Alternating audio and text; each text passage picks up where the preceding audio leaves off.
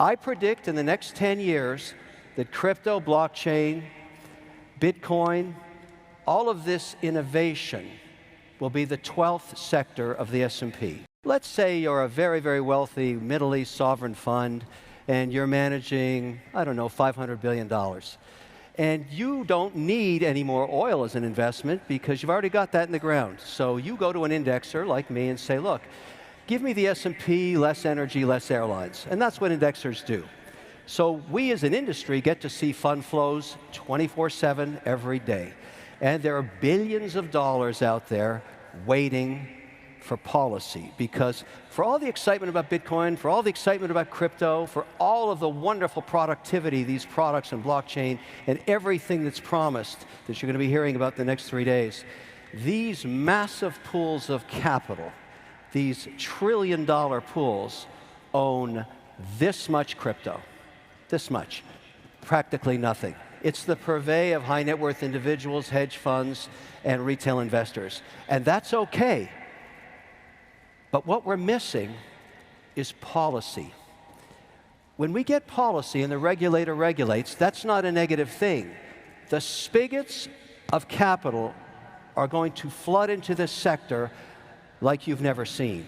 And so for those of us that can invest in it now, you're getting ahead of what's going to be a huge wave of interest when policy occurs. I predict in the next 10 years that crypto, blockchain, Bitcoin, all of this innovation will be the 12th sector of the S&P. Now, why do I say that? Because Bitcoin is not a coin, it's software. Ethereum is software. Avalanche is software. Helium is software. Solana is software. It's all software. And the smartest hands over keyboards today in the world are developing on the chain and bringing innovation to financial services, which in the end is the largest sector on earth. Now, what we need is policy. We need government to catch up with us so that we don't lose leadership in America to this very important 12th sector of the economy. There's no question. So let me give you a quick update, because I've been spending a lot of time in Washington in the last 3 months, a lot of time. And the good news is, on a bipartisan basis, there are many senators and reps that are thinking about this in a proactive way. So I'm going to give you what I'm calling the 5 vectors of policy and give you an update on where we're at on this stuff, because I've actually read these bills. They're big, a lot of reading, a lot of bedtime reading here, but there's a lot of good innovation occurring. Let's start with the big daddy bill that's coming out of Cynthia Lummis. She is coming here on Friday to give a keynote. This is a very important milestone, to have a senator come here and address this important sector with a bipartisan mandate. That signals that regulation is coming, and that is a good thing. That's vector number 1.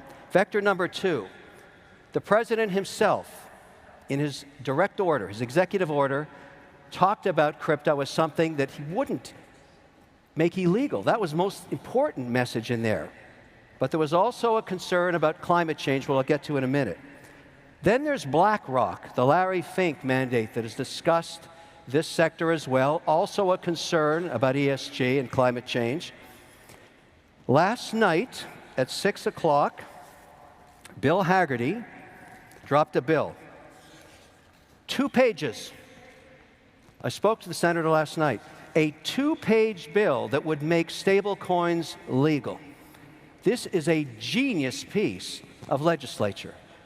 If it's 2 pages, every senator can read it. And it's very simple.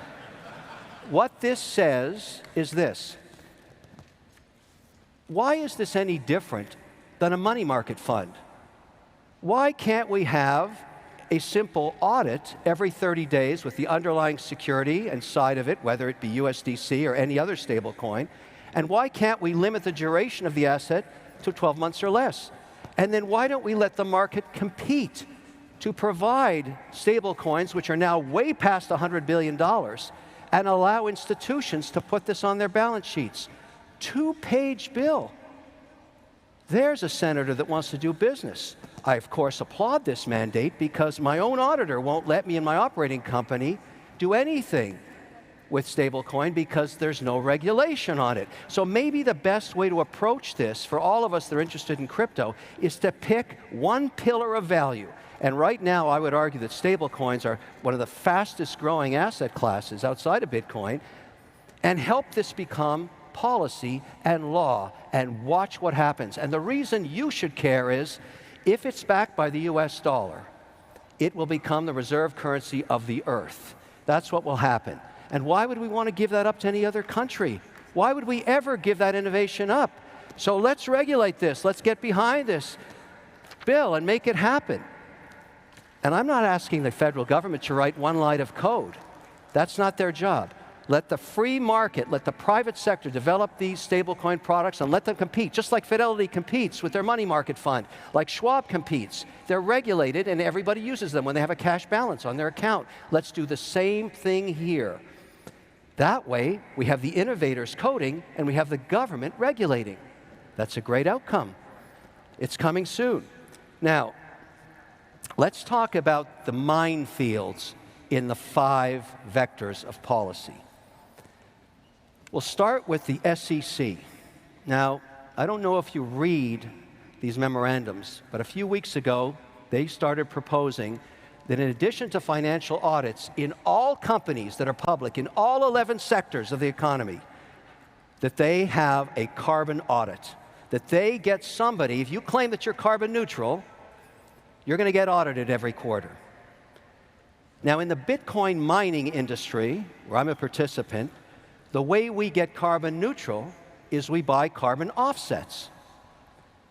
The problem with a carbon offset is the tracking error is so huge that no public auditor will sign off on those statements. You can say you're carbon neutral, but there's nobody going to sign it at the risk of being offside with the SEC. So if the SEC adopts that policy, that's bad for proof of work. And it's bad for Bitcoin mining, because the first pioneers of this in the US were very concerned about being ESG compliant, and they went to that market. They went to the offset market. 2 weeks ago in the EU, they tried to ban proof of work because they were so concerned about how much carbon it was doing. Now, here's why Bitcoin mining is going to save the world.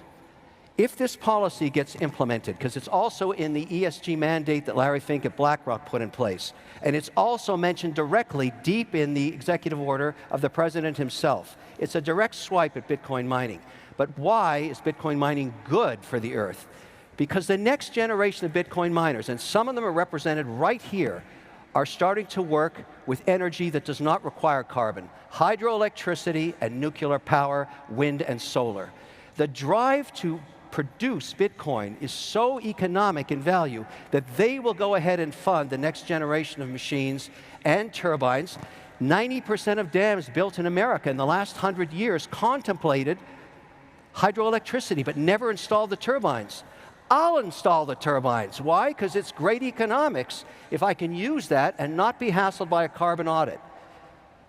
This is the future of Bitcoin mining. We will be developing power for all communities while we mine coin in an ethical and 100% green mandate that we can do with hydroelectricity. This speaks to Montana. It speaks to the Tennessee Valley, upstate New York, Quebec, Canada, northern Norway. All of these places, Georgia, have an abundance of unused hydro, and that is the future of Bitcoin mining. And it's a good thing. It provides for communities. It provides extra power. And the capital required for this is unlimited.